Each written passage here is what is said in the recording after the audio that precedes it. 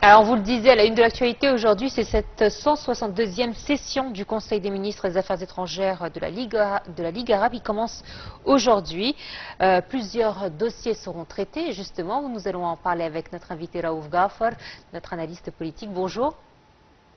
Bonjour. Comment allez-vous? Ça va, et vous? Très bien, merci. Alors Merci. justement, parlez-nous de cette session. On sait que malheureusement, on vit dans des temps difficiles. La région connaît différentes crises, que ce soit en Libye, au Soudan, en Somalie, à Gaza, en Syrie. Bref, nous avons énormément de sujets à traiter. Quelles seront les principales préoccupations de la Ligue arabe? Mentionner vous concerne. Ils vont discuter sans doute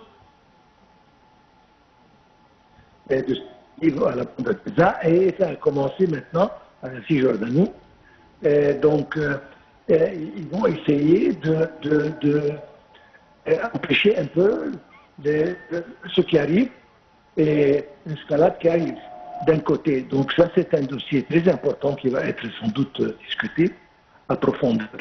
Certainement, vous avez dit, toutes les crises régionales. Ils vont parler de la Syrie, ils vont parler de la Libye, du Soudan particulièrement. Ce qui arrive au Soudan, c'est complètement triste. Donc, comme vous avez dit, ils doivent se mettre d'accord sur une opinion qui soit autonome et que si jamais il y a des pas sérieux à prendre sur le plan régional, sur le plan international, avec les institutions comme l'ONU, etc., je pense qu'ils vont discuter ce qu'il faut faire pour ceci. Ça, c'est sur le plan politique. Hein. Et puis, certainement, ils vont parler des autres dossiers, peut-être économiques, etc. Mais c'est toujours la politique qui jouit de l'importance la plus grande, absolument. Docteur Raouf Ghafar, bonjour. Bonjour. Alors, les ministres des Affaires étrangères vont parler des moyens de réactiver l'initiative de paix arabe. Donc, selon vous, quels sont les mécanismes pour réactiver cette initiative arabe? Donc, on n'a pas besoin, dans ce temps-là, de déclarations seulement, mais on a besoin de mécanismes tangibles pour réactiver cette initiative de paix. Bon, ça a été toujours actif, c'est-à-dire ça n'a jamais cessé. C'est justement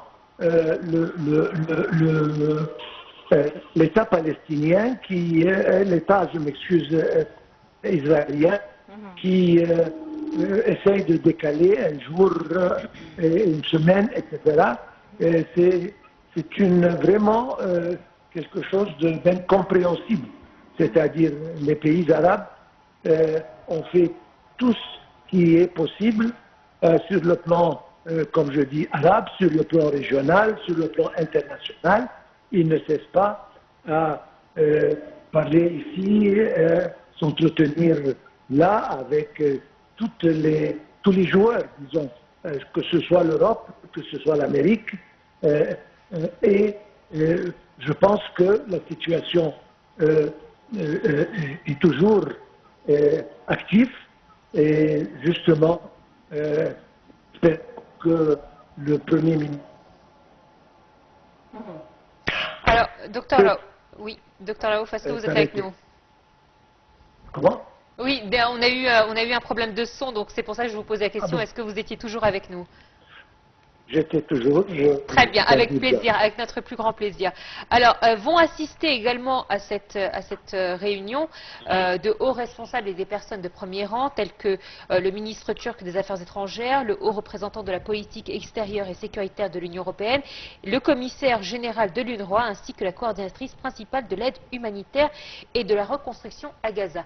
toutes ces personnalités sont présentes pour une bonne et simple raison, c'est que l'Europe craint un flux migratoire arrivé en Europe. Et c'est vrai que l'année 2024 déjà a battu les records en termes de personnes tuées en mer Méditerranée. Et c'est vrai que plus il y a des crises et plus ce chiffre augmentera au cours des années à venir. Absolument. C'est une crise régionale. C'est-à-dire que ça ne s'arrête pas au Gaza, à la bande de Gaza. Mais les répercussions, tout le monde. Vous parlez de la Turquie, certainement. La Turquie, c'est un pays, c'est une force régionale redoutable qui doit être mise au courant de tout ce qui arrive et qui doit jouer un rôle dans l'avenir de cette région. Vous parlez de l'Europe, absolument. On parle de l'immigration clandestine, etc. Ça va augmenter si jamais il n'y a pas une solution à ces différentes crises. Donc, ça se reflète sur tous les pays de la région. Et c'est pour ça que les délégués de ces institutions sont présents pour savoir ce qui arrive et pour participer à la décision qui va être prise à propos de tout ce qui arrive autour de nous. Dr Raouf Ghaffar, lors de cette session des ministres des Affaires étrangères arabes, on va parler du sujet du Soudan, du conflit au Soudan. Est-ce que vous pensez que donc ce conflit a été un peu oublié et la guerre dans la bande de Gaza a pris le devant de la scène et alors que les violences et la guerre au Soudan continuent toujours et ces derniers jours, donc, il y a une escalade de tensions au Soudan. Est-ce que vous voyez que le Soudan peut prendre une part importante lors des discussions des ministres des Affaires étrangères arabes? Absolument. Le Soudan fait face à des problèmes à n'en plus finir. Nous parlons d'une guerre civile, nous parlons d'une famine, nous parlons de beaucoup de maladies, épidémies, c'est-à-dire il y a tellement de problèmes au Soudan. Et la chose malheureuse, c'est que ce sont des Soudanais qui se combattent les uns et les autres. Avec Israël et Palestine, c'est un peu différent parce que il y a des ennemis qui sont bien définis. Mais quand on parle du Soudan, ce sont les Soudanais eux-mêmes qui se combattent. Donc encore, ça rend la chose plus compliquée. Mais en principe, certainement, le dossier soudanais va être discuté à profondeur et tout le monde veut voir un Soudan uni et calme et serein. Ça va sans dire. Et ce qui arrive au Soudan, vraiment, c'est triste, c'est malheureux, parce que ça touche des frères et sœurs soudanais et soudanaises et qui ne peuvent pas vivre. Et sur le plan humanitaire, le Soudan est complètement oublié. On parle de maladies, on parle de famine, on parle de manque de tellement de choses, de médicaments, etc., etc., ce qui rend les choses plus compliquées. Et j'espère bien que les Soudanais se mettent sur une table ensemble et essayer de résoudre leurs différences et aboutir à une situation qui soit acceptable aux deux côtés. Sinon, je ne sais pas qu'est-ce qui peut arriver, malheureusement. Oui, malheureusement, on va revenir un petit peu sur le dossier gazaoui. Et c'est vrai que cette guerre qu'il y a entre le Hamas et Israël prend de l'ampleur puisque plusieurs pays sont affectés, l'Égypte, la Jordanie.